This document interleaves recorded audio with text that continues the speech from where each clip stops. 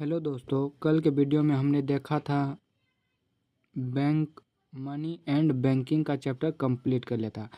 आज हम देखेंगे समग्र मांग, समग्र पूर्ति एवं संबंधित अवधारणाएं। इसी को इंग्लिश में हम कहते हैं determination of income and employment. ठीक है, तो आज हम इस चैप्टर को शुरू करेंगे। तो समग्र मांग हम किसे कहेंगे? अर्थव्यवस्था में कुल मांग को ही समग्र मांग कहा जाता है। ठीक है, अर्थव्यवस्था में कुल मांग को ही समग्र मांग कहा जाता है। तो यहाँ दो प्रकार के अर्थव्यवस्था होता है। अर्थव्यवस्था का अर्थ हो गया तो इकोनॉमिक, है ना। तो दो तरह के इकोनॉमिक्स होता है। तो पहला एक बंद अर्थव्यवस्था हो गया, दूसरा हो जाएगा खुली अर्थव्यवस्था। तो बंद अर्थव्यवस्था किसे कहेंगे, खुली अर्थव्यवस्था किसे कहेंगे, यह क्वेश्चन पहले आ चुका है। तो हम पहले बंद अर्थव्यवस्था को देखेंगे। जहाँ सरकार का हस्तक्षेप नहीं होता है उसी को हम क्या कहेंगे, बंद अर्थव्यवस्था। तो यहाँ पे समग्र मांग का दो कंपोनेंट होता है, एक तो कंजम्पशन और एक होगा इन्वेस्टमेंट। तो हम इसका फुल फॉर्म भी देखेंगे, तो पहले आप इसे देखें। और जहाँ पे सरकार का हस्तक्षेप होगा तो वहाँ पे यहाँ पे प्लस गवर्नमेंट ऐड हो जाता है। ठीक है, तो अब यहाँ सरकार के समग्र मांग के कंपोनेंट कौन कौन है? समग्र मांग के कंपोनेंट अब तीन हो जाएंगे।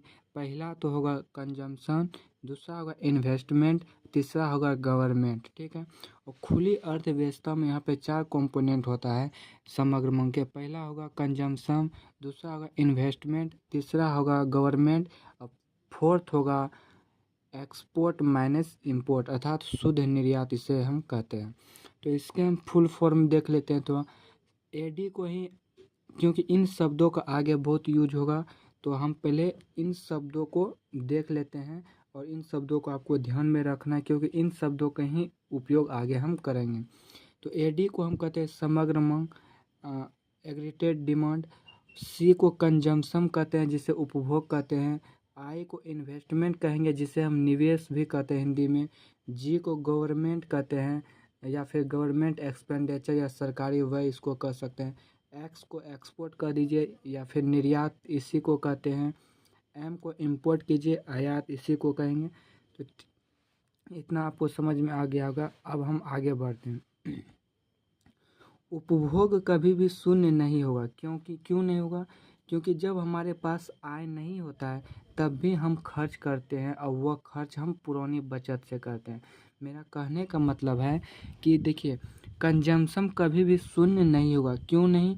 क्योंकि कुछ दैनिक जीवन में कुछ उपभोग करने के हमेशा उपभोग करने योग्य चीज़ होते हैं, जिसे हम उस जो कि बेसिक नीड्स है उसे हम बंद नहीं कर सकते। इसलिए जब हमारे पास आय नहीं होता है तब भी हम खर्च करते हैं, वह पुरानी बचत से करते हैं।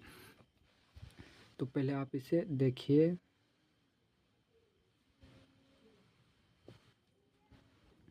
इसका ग्राफ कैसे बनेगा?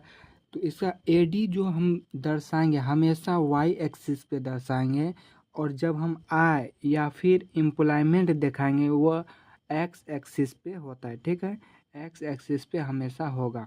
और एडी का जो वक्र होगा वह वाई एक्सिस से शुरू है। हमेशा एडी का जो वक्र होता है यहाँ से जीरो से नहीं शुरू होगा, जीरो से कभी भी शुरू नहीं होता।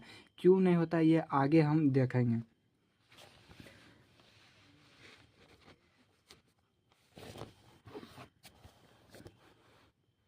मैंने बोला था कि एडी का वक्र कभी शून्य नहीं होता, क्योंकि इसे आप नोट डाल के लिखे, क्योंकि ये एक नंबर में आ चुका है क्वेश्चन।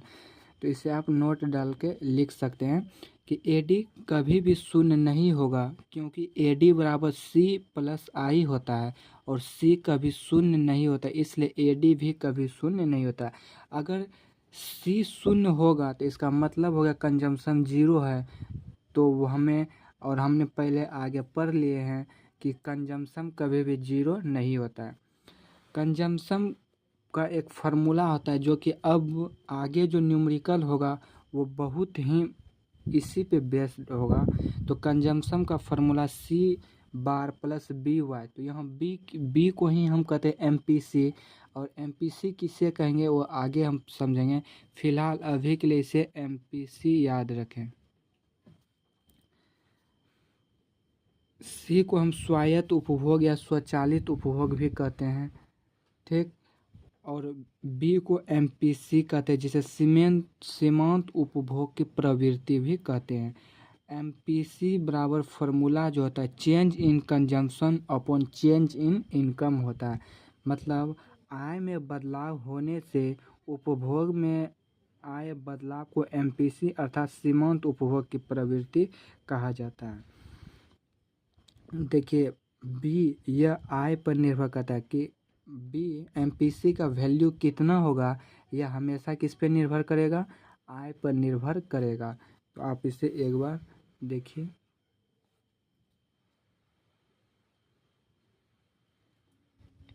आज के लिए बस इतना ही।